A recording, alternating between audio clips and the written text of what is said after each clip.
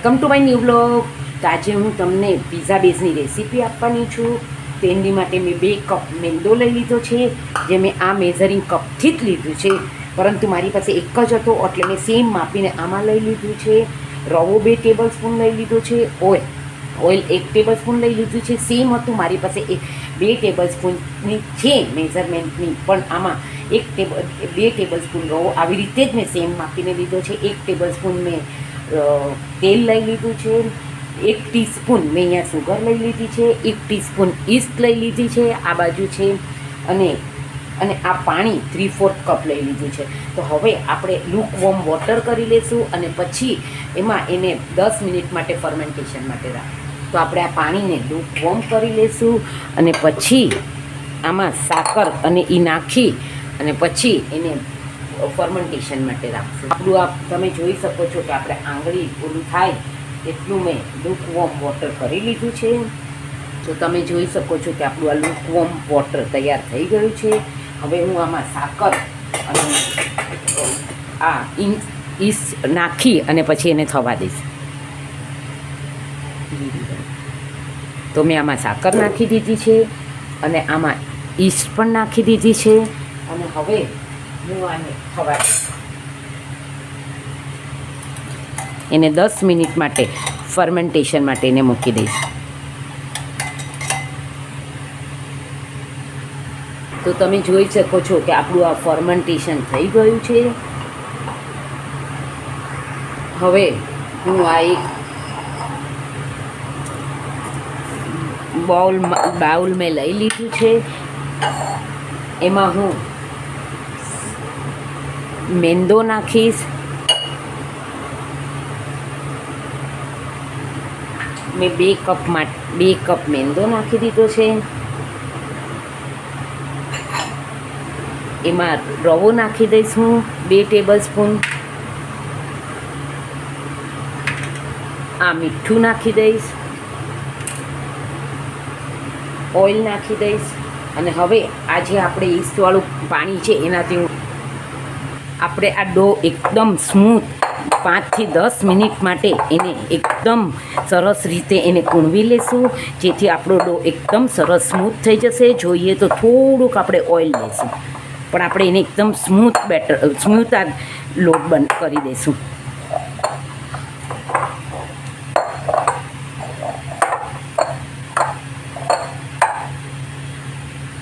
તો હું આને ફાઇન રીતે એકદમ સ્મૂથ બેટર બનાવી લઈશ.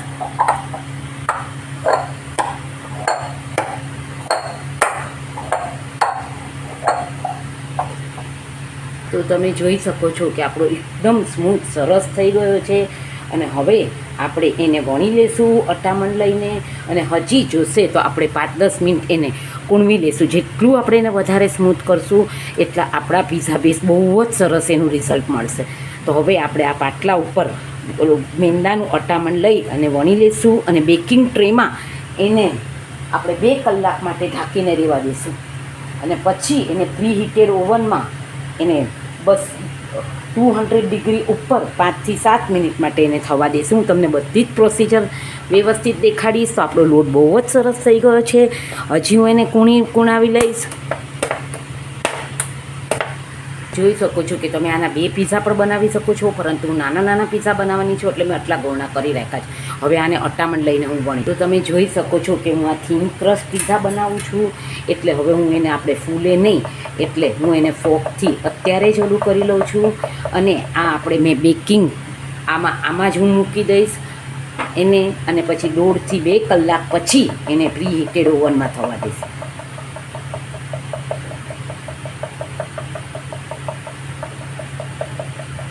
ઢાંકીને કપડું ઢાંકીને એને 1.5 થી 2 કલાક માટે રહેવા દઈશ. અત્યારે જોઈ શકો છો કે આપણે હું ગરમ જગ્યા પર આને કપડું ઢાંકી અને 1.5 થી 2 કલાક માટે મેં એને ઓવનમાં જ મૂકી દઉં છું, બંધ ઓવનમાં.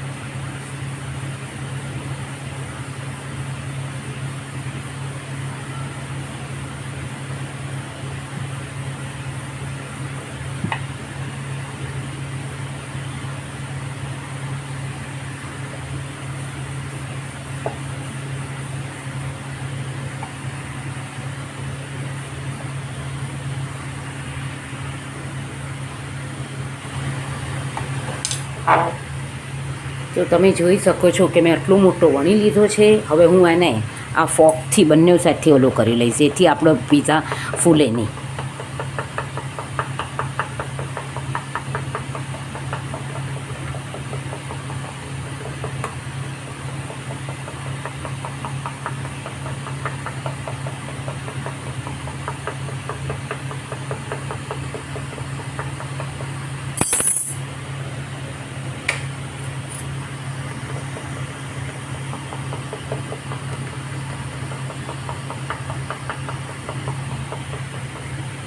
તો તમે જોઈ શકો છો કે આપણા સરસ પીઝા વણાઈ ગયા છે. હવે હું એને 2 કલાક માટે કપડું ઢાંકી અને રહેવા દઈશ, ને પછી 2 કલાક પછી એને પ્રીહીટેડ ઓવનમાં 200 ડિગ્રી પર 10 મિનિટ માટે ઓવનને પ્રીહીટ કરીશ અને પછી 7 મિનિટ માટે એને બેક કરી લઈશ 200 ડિગ્રી પર જ. તો હું આને કપડું ઢાંકી અને એક સાઈડ પર મૂકી દઉં છું, એટલે બંધ ઓવનમાં જ 2 કલાક માટે હું એને મૂકી દઉં છું. તો તમે જોઈ શકો છો કે આપણા પીઝાનો એકદમ ફાઇન થઈ ગયું છે. હવે આપણે એને પ્રીહીટેડ ઓવનમાં આપણે 200 ડિગ્રી પર ઓવનને 10 મિનિટ માટે પ્રીહીટ કરી લઈશું અને પછી એને 5 મિનિટ માટે 5 થી 7 મિનિટ માટે એને બેક કરી લઈશું. તો આપણે ઓવનને પ્રીહીટ કરવા મૂકી દીધું છે. હવે 10 મિનિટ માટે પ્રીહીટ થઈ જાય પછી આપણે એને 5 થી 7 મિનિટ માટે બેક કરવા મૂકી દઈશું.